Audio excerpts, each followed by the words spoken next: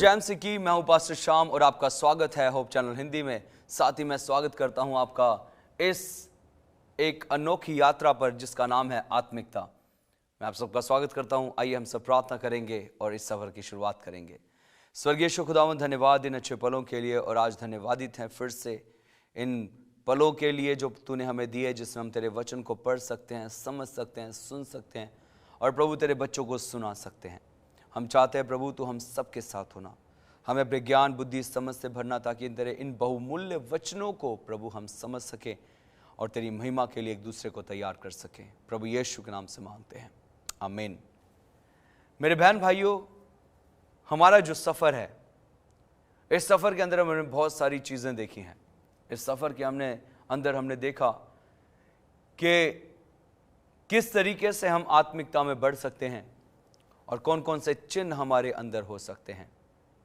हमने एक बहुत बहुमूल्य बात देखी कि हम इस सफ़र के अंदर अपने आप को स्वर्ग बना सकते हैं चलता फिरता। जैसे स्वर्ग के अंदर कोई बुराई नहीं है, वैसे ही हमें अपने जीवन के अंदर बुराइयों को, अभिलाषाओं को खत्म करना है, ताकि हम सब परमेश्वर के राज्य के लिए तैयार हो सकें। प्रभु यीशु मसीह का वचन, मन फिराओ क्योंकि स्वर्ग का राज्य निकट है। प्रभु यीशु मसीह के इन वचनों से हमें बहुत कुछ शिक्षा मिलती है कि हमें अपने जीवन को किस तरीके से व्यतीत करने की ज़रूरत है। अपने आत्मिक जीवन को बढ़ोतरी देने की ज़रूरत है, अपनी आत्मिकता को बढ़ाने की ज़रूरत है, अपने जीवन को चलता फिरता परमेश्वर का एक घर बनाने की ज़रूरत है, जिसके अंदर परमेश्वर का आत्मा वास करता है। और आज हम देख रहे हैं, हमने पिछले हफ्ते जो देखा, पिछले वचनों के अंदर, कि किस तरीके से परमेश्वर बताता है कि ये जो हम सब जो हैं एक युद्ध के अंदर हैं। हम परमेश्वर की आत्मा को अपने जीवन में बुलाते हैं। हम सबको पता चलता है कि हम एक युद्ध में हैं, जिसमें हमारा विरोधी जो है वो शैतान है, और शैतान हमें हर पल हर समय वो फाड़ खाने की फिराक में है कि कब हमें फाड़ के खा जाए। लेकिन अजीजों, आप याद रखें, परमेश्वर की सामर्थ हमारे साथ काम करती है, परमेश्वर की ताकत हमारे साथ काम करती है, परमेश्वर का बल हमारे साथ काम करता है, और वो कहता है मैं तुझे कभी नहीं छोड़ूंगा। प्रभु यीशु मसीह जब स्वर्ग जा रहे थे, वो कहते हैं जगत के अंत तक मैं सदा तुम्हारे साथ हूं। ये साथ इस धरती पर भी है, और ये साथ इसके बाद में स्वर्ग में भी हमें मिलेगा। जगत का अंत हम नहीं जानते, इस पूरे जगत का अंत कब होगा। वो प्रभु यीशु मसीह अपना वादा करता है और कहता है मैं सदा तुम्हारे साथ हूं। और साथ में वो एक सहायक देता है जिसका नाम है पवित्र आत्मा, जो हमें सिखाता है, हमें समझाता है और प्रभु यीशु मसीह की बातों को स्मरण कराता है, ताकि हम अपने जीवन के अंदर परमेश्वर की पवित्रता में चलें। आज हम कुछ और बातों को सीखेंगे, और मैं सोचता हूं जब हम इस बातों को सीखेंगे, हमें एक नई ताकत मिलने वाली है, एक नई सामर्थ मिलने वाली है, एक नया बल मिलने वाला है, और परमेश्वर आपको बहुत आशीष देने वाला है। मेरे अजीज बहन भाइयों, इस सफर के अंदर हम आज देखेंगे हमारे शत्रु के विषय में। जी हां, हमें अपने शत्रु को जानना बहुत जरूरी है। याद रखें, जब भी युद्ध होते हैं, युद्ध के अंदर एक राजा दूसरे राजा को जानता है कि उसके पास कितने हथियार हैं, क्या कुछ है, कैसा उसके पास सेना है। लेकिन आज हम देखेंगे इस शत्रु के विषय में कि हमारा जो शत्रु शैतान है वो कौन है और वो कैसा है। ये हमारा जो शत्रु है, जो आत्मिक शत्रु है, जिसे हम शैतान कहते हैं, इब्लीस कहते हैं, दुष्ट कहते हैं, गिराया गया दूत भी कहते हैं। हम इस दुष्ट के विषय में आज कुछ बातों को देखेंगे, कुछ ऐसी बातें जो मेरे ख्याल से हम नहीं जानते होंगे, या जानते होंगे तो हम दोबारा से इसको रिकॉल करेंगे, इसको याद करेंगे, और हमें देखेंगे परमेश्वर कैसे अपनी सामर्थ देता है कि हम इससे कैसे लड़ सकते हैं, वो ताकत देगा। यहां पर हम देखते हैं शैतान जो है, जो हमारा विरोधी है, मैंने पिछले अध्याय के अंदर भी आपको बताया, हमारा विरोधी हारा हुआ है। प्रभु यीशु मसीह ने जब क्रूस पर अपनी जान दी, उसकी हार निश्चित हो गई, उसका अंत निश्चित हो गया कि अब ये नहीं बचेगा। यहां पर हम पढ़ते हैं लूका की पुस्तक उसके 10वें अध्याय के 18वें वचन में परमेश्वर का वचन हमसे यूं कहता है। जब हम पढ़ते हैं लूका के अध्याय 10वां और उसका 18वां वचन कहता है, उसने उनसे कहा, मैं शैतान को बिजली के समान स्वर्ग से गिरा हुआ देख रहा था। मेरे बहन भाइयों, यह बताता है कि जो हमारा शत्रु है वो गिरा हुआ है। हमारा जो शत्रु है वो पहले से ही हारा हुआ है। एक बड़ा अच्छा गाना है, शैतान का सामना करो भागेगा वो तो पहले से हारा हुआ है। ये विरोधी जो है ये हमें ज्यादा तंग नहीं कर सकता। ये जो विरोधी है क्योंकि हारा हुआ है, लेकिन ये अब बेचैन है। क्यों? क्योंकि अब जो है इसका अंत निश्चित हो चुका है। इसके अंत की सीमा जो है वो बांधी जा चुके हैं कि ये मरेगा, ये खत्म हो जाएगा, ये बर्बाद हो जाएगा। लेकिन उस बर्बादी से पहले ये हमें परमेश्वर के पवित्रता में, परमेश्वर की सामर्थ्य में बढ़ने से रोकता है। हम देख रहे हैं जो हमारा शत्रु है ये क्या है? ये हारा हुआ है। यीशु ने खुद ने इस चीज को बताया कि मैं शैतान को बिजली के समान स्वर्ग से गिरा हुआ देख रहा था। उसके बाद में हम देखते हैं ये जो शैतान है ये क्या है? ये गिरा हुआ है, ये हारा हुआ है। दूसरी बात, इस शैतान के प्रति हमने जानने की बहुत जरूरत है। इस शत्रु के प्रति, यह जो हमारा शत्रु है ये सर्वव्यापी नहीं है। सर्वव्यापी का मतलब होता है इसको किसी भी बात के बारे में पता नहीं है। ये हर जगह ये उपस्थित नहीं है। याद रखना, सर्वव्यापी का मतलब है ये हर जगह उपस्थित नहीं है। इसे नहीं पता, ये हर जगह उपस्थित नहीं होता। कैसे कह सकते हैं हम लोग? अय्यूब की पुस्तक जब हम पढ़ते हैं वहां पर एक घटना होती है। अगर आप देखेंगे, अगर आप ध्यान देंगे, अय्यूब की पुस्तक बताती है कि शैतान जो है वो सर्वव्यापी नहीं है। कैसे? परमेश्वर ने शैतान से पूछा, अगर आप पढ़ेंगे अय्यूब की पुस्तक पहला अध्याय उसका 7वां वचन, शैतान ने पूछा, तू कहां से आता है? शैतान ने यहोवा को उत्तर दिया, पृथ्वी पर इधर उधर घूमते फिरते और डोलते डालते आ रहा हूं। वो सर्वव्यापी नहीं है मेरे बहन भाइयों। वो हर जगह उपस्थित नहीं होता। वो डोलता है, कभी इधर चले जाता, कभी इधर चले जाता, कभी इधर चले जाता। वो डोलता है। वो सर्वव्यापी नहीं है, हर जगह वो नहीं उपस्थित होता, ये डोलता है। फिर सर्वव्यापी कौन है मेरे बहन भाइयों? सर्वव्यापी एक ही है और वह है जीवित परमेश्वर यहोवा। वह है जीवित परमेश्वर यहोवा जो हर समय हर जगह उपस्थित होता है, जो हमसे कहता है, मैंने तेरे चित्र को अपनी हथेली पर खोद कर बनाया है। तेरी शहरपनाह मेरी दृष्टि में निरंतर बनी रहती है। यह है परमेश्वर का वचन जो कहता है मैं ही सर्वव्यापी हूं और कोई सर्वव्यापी नहीं है। और शैतान भी जो है ये उस परमेश्वर के हाथों की रचना थी और इसने दगा करी। हम सब जानते हैं इस विषय में। और स्वर्ग से ये गिरा दिया गया। और प्रभु यीशु मसीह वहां गवाही दे रहा है, कह रहा है मैं इसको गिरते हुए देख रहा था। और साथ में हम यहां पर देखते हैं ये सर्वव्यापी नहीं है, खुद अपनी बात अपने मुंह से बोल रहा है, मैं इधर उधर से डोलता डालता घूमता फिरता धक्के खाता हुआ यहां पर आया हूं। अगली बात देखते हैं अपने शत्रु के विषय में। याद रखना, अगली बात यह है कि शैतान जो है ये सर्वज्ञानी नहीं है। इसे किसी चीज का ज्ञान नहीं है, ये इतना ज्ञानी नहीं है। याद रखना इस चीज के विषय में, इसे एक चीज का ज्ञान है, इसे परमेश्वर के वचन का ज्ञान है। इस चीज पे ध्यान देना आप लोग।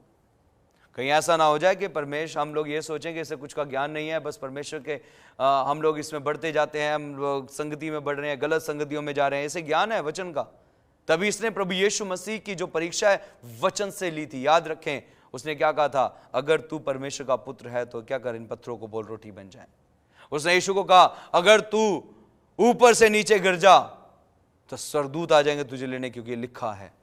और मेरे अजीज बहन भाई, प्रभु यीशु मसीह भी वचन से ही इससे जवाब दे रहा था। तभी कहते हैं कि जो आत्मिक लोग होते हैं वो वचन को जांचते हैं, ये किसकी तरफ से आ रहे हैं। प्रभु यीशु मसीह ने उन वचनों को जांचा। ये शैतान है जो परमेश्वर के वचनों के साथ क्या कर रहा है? खिलवाड़ कर रहा है। शैतान ने कहा ये धरती लेने आया, ये जमीन लेने आया, ये लोग लेने आया, झुक मेरे आगे और ले ले। परमेश्वर ने भी, यीशु मसीह ने भी जवाब दिया कि लिखा है, अपने परमेश्वर के ही आगे दंडवत कर और किसी के आगे मत सजदा कर। मेरे अजीज बहन भाइयों, बहुत सारी बातों को हम यहां पर देख रहे हैं। ये सर्वज्ञानी नहीं है। कैसे हम बात कर सकते हैं ये सर्वज्ञानी नहीं है? मेरे साथ आप निकाल सकते हैं प्रकाशित वाक्य और इसके 12वें अध्याय के 12वें वचन में हमें यहां पर मिलता है, इस कारण हे स्वर्गो और उसमें रहने वालों मगन हो, हे पृथ्वी और समुद्र तुम पर हाय, क्योंकि शैतान बड़े क्रोध के साथ तुम्हारे पास उतर आया है, क्योंकि जानता है कि उसका थोड़ा ही समय और बाकी है। यह सर्वज्ञानी नहीं है, क्योंकि इसका जो समय है लिमिटेड है, बंधा हुआ है इसका समय, यह कुछ समय के लिए है। इसके बाद हम देखते हैं शैतान जो है यह सर्व सामर्थी नहीं है। मेरे अजीज बहन भाइयों, शैतान जो है वो सामर्थी नहीं है, इसके अंदर सामर्थ्य नहीं है। जब हम पढ़ते हैं यहां पर प्रकाशित वाक्य उसके 20वें अध्याय के 2 वचन में, परमेश्वर का वचन यहां पर हमसे कहता है, उसने उस अजगर अर्थात पुराने सांप को जो इब्लीस और शैतान है पकड़ के 1000 वर्ष के लिए बांध दिया। यह सर्व सामर्थी नहीं है, क्योंकि यह बांध दिया जाएगा 1000 साल के लिए। इसकी सामर्थ खत्म कर दी जाएगी, इसकी ताकत इससे छीन ली जाएगी, इसे बांध दिया जाएगा। मेरे अजीज बहन भाइयों, यहां पर आप इन वचनों पर ध्यान दें। परमेश्वर जो है यहां पर वही सर्व सामर्थी है, वही सर्वज्ञानी है और वही सर्वव्यापी है। हर जगह उपस्थित होने वाला परमेश्वर है, जो कहता है मैं जगत के अंत तक सदा तुम्हारे साथ हूं।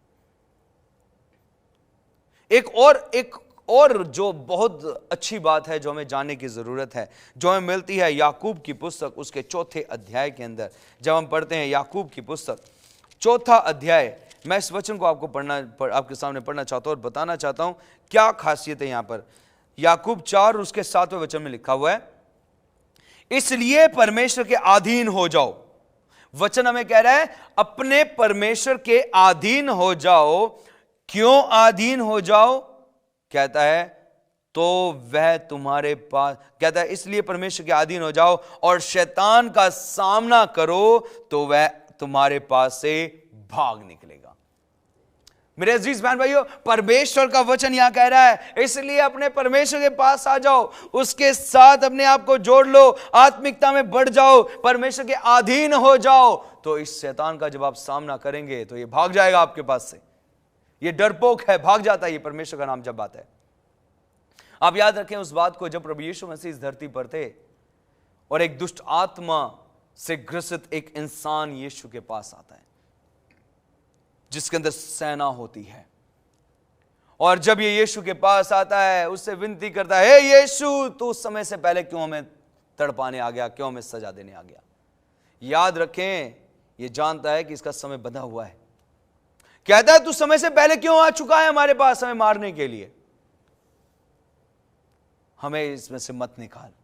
क्योंकि प्रभु यीशु उसे निकालने की आज्ञा देता कि निकल जाओ इसमें से। मेरे अजीज बहन भाइयों, ये शैतान जो है जब इसका सामना किया जाता है प्रभु यीशु मसीह की सामर्थ से, परमेश्वर के सामर्थ से, परमेश्वर की पवित्रता से, मेरे अजीज बहन भाइयों, ये शैतान सामने से भाग जाता है।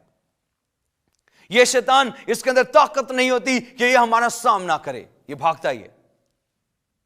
जब जब प्रभु यीशु मसीह दुष्ट आत्माओं को निकालता था, आप याद रखना उन वचनों को, वहां पर उस समय शैतान थरथराता था, शैतान कांपता था, शैतान उन शरीरों को मरोड़ देता था, उनको मरने जैसा बना देता था, लेकिन टिकता नहीं था इसके अंदर। वचन कहता है परमेश्वर के अधीन हो जाओ। प्रभु यीशु मसीह परमेश्वर के अधीन। उसके बाद में आज हमसे कहता है अधीन हो जाओ, क्योंकि हमें परमेश्वर की अधीनता में जब हम आते हैं तो परमेश्वर की पवित्रता हमारे पास आ जाती है, और जब परमेश्वर की पवित्रता हमारे पास आ जाती है, याद रखना हमारा शत्रु हमारे पास से, हमारे नजदीकी से भागता है और हम इस युद्ध के अंदर विजय होते हैं। परमेश्वर के अधीन होने से ही हमारा जो शत्रु है ये भाग, और इसका हम सामना कर सकते हैं। और परमेश्वर के पास जब हम उसकी अधीनता में आते हैं तो परमेश्वर स्वर्ग से हमारे लिए हथियार भेजता है।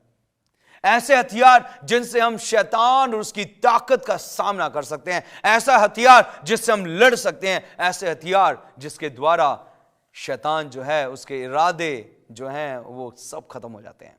आइए हम देखेंगे कौन कौन से हथियार हैं जो हमारे जीवन में होने चाहिए। इस आत्मिकता के इस सफर के अंदर आज हम बात करेंगे उन हथियारों के द्वारा जिसके द्वारा हम इस युद्ध को विजयी कर सकते हैं, इस युद्ध में अपने जीवन को परमेश्वर के पास रख सकते हैं, इस युद्ध में हम अपने शत्रु को हरा सकते हैं, इस युद्ध के अंदर हम शैतान को हमारे जीवन से, हमारे परिवार से, हमारे घर से दूर भगा सकते हैं। आइए मेरे साथ निकालें इफिसियों की पुस्तक। मेरे बहन भाइयों, ये हमने बहुत बार वचन पढ़े हैं, आपने सुने भी होंगे, लेकिन आज हम फिर से दोहराते हैं इन वचनों को। क्या कहता है परमेश्वर का वचन? 6 प्रकार के हथियारों के विषय में प्रभु यहां पर बात करता है। कौन कौन से हथियार हैं? 13वें वचन से हम पढ़ेंगे। इसलिए परमेश्वर के सारे हथियार बांध लो कि तुम बुरे दिन में सामना कर सको और सब कुछ पूरा करके स्थिर रह सको। मेरे अजीज बहन भाइयों, परमेश्वर ने जब भी अपने वचनों में कहा है, उसने यही कहा है, तुम स्थिरता में रहो, तुम एक साथ बने रहो, तुम प्रभु के साथ जमे रहो, उसके साथ डटे रहो। कहता है इसलिए आज हथियारों की जरूरत है, और वह हथियार क्या है? सत्यता से अपनी कमर को कसकर। क्या है सत्यता? सत्यता है प्रभु यीशु मसीह के वो वचन जिसमें कहता है, मैं ही मार्ग हूं, मैं ही सत्य हूं और मैं ही जीवन हूं। उस सत्यता को, जो सत्यता बताती है कि एक ही परमेश्वर है, सत्यता में बताती है कि इस संसार में और कोई नहीं है परमेश्वर, इस संसार में एक ही परमेश्वर है, यह सत्य है। और उस सत्य से अपनी कमर कस लो कि एक ही परमेश्वर है। हम उस सत्य को जानना बहुत जरूरी है, और जब हम अपनी कमर को उस सत्य से बांधते हैं, परमेश्वर कहता है सत्य से अपनी कमर कसकर और धार्मिकता की झिल्लम पहन लो। मेरे अजीज बहन भाइयों, ये धार्मिकता की झिल्लम पहनना बहुत जरूरी है, और इस धार्मिकता की झिल्लम को पहनने में परमेश्वर हमें अपना बल, अपनी ताकत, अपनी सामर्थ्य देता है। यह धार्मिकता की झिल्लम ऐसे ही नहीं पहन सकते हम।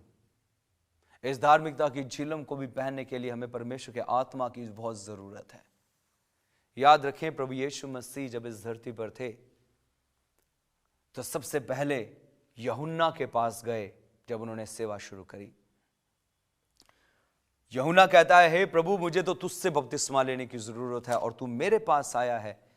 प्रभु यीशु मसीह ने कहा, इस धार्मिकता को यूं ही पूरा होने दे।